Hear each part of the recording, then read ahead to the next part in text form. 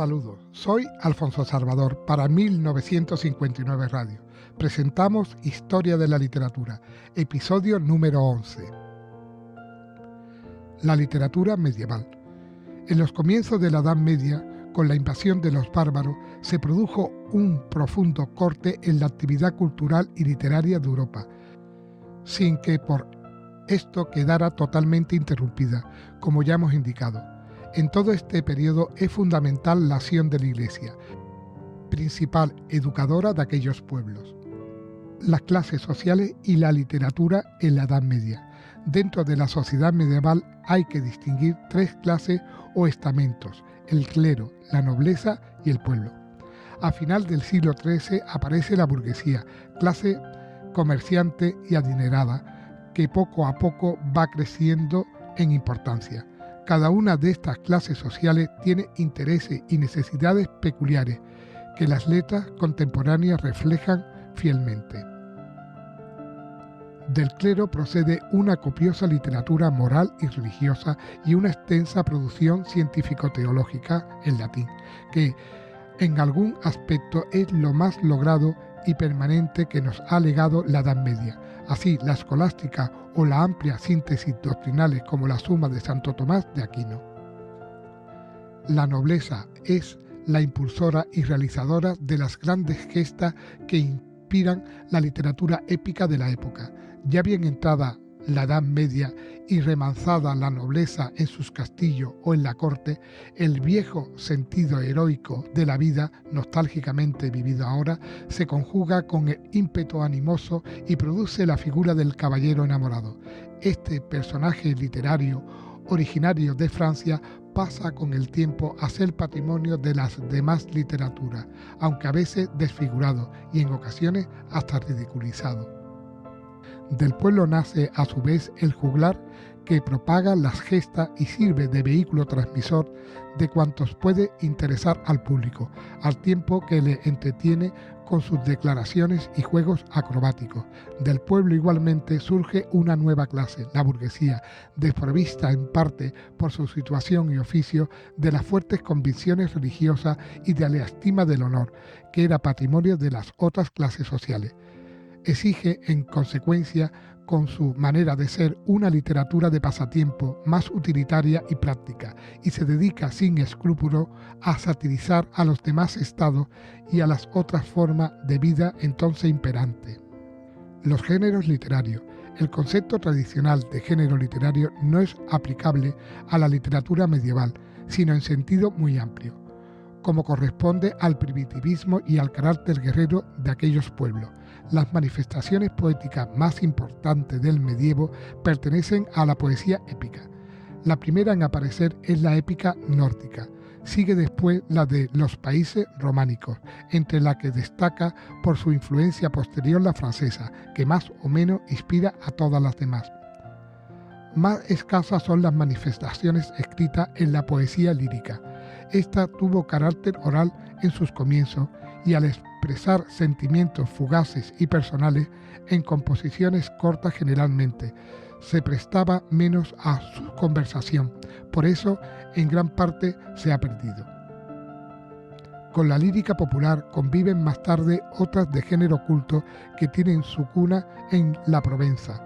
Buena parte de la lírica europea discurrirá conforme a los módulos literarios impuestos por los trovadores provenzales.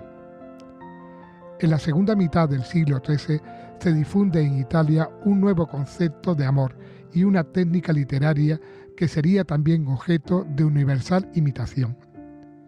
En cuanto al teatro, ya hemos aludido a su aparición como consecuencia y derivación de las representaciones litúrgicas, sin conexión con el teatro clásico y de acuerdo con las respectivas modalidades nacionales.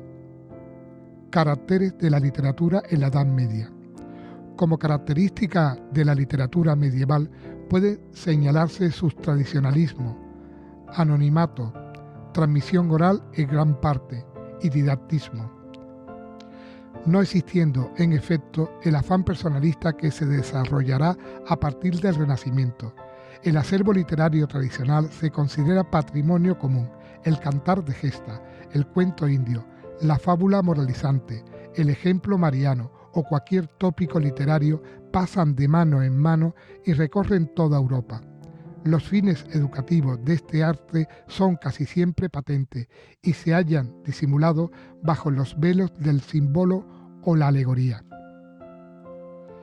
Por el hecho de que el arte literario medieval sea en gran parte popular y anónimo, con finalidades bien definidas, no significa que no haya perseguido y alcanzado con frecuencia metas de insospechada calidad estética.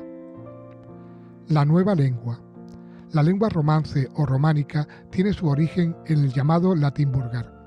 Esta era la lengua hablada popularmente en Roma y por tanto la que los soldados y funcionarios romanos llevaron a los países romanizados.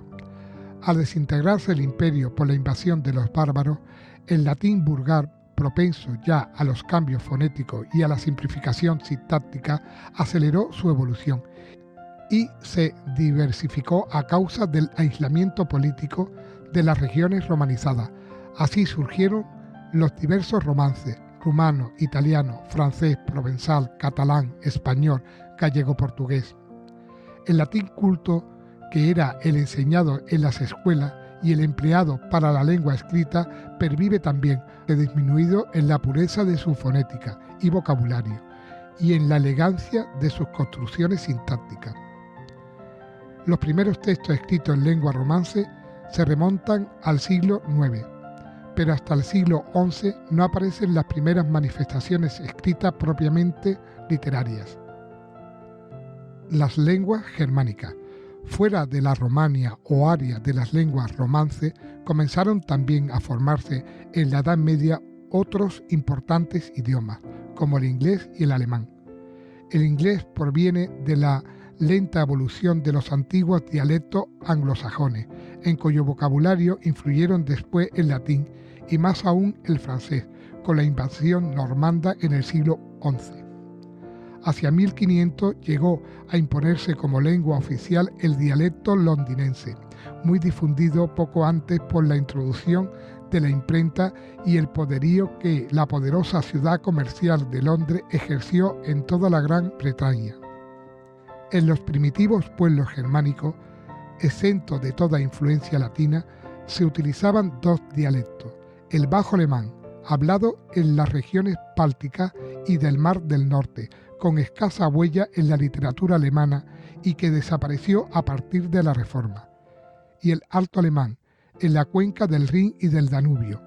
El alto alemán sería la base del moderno idioma literario de Alemania.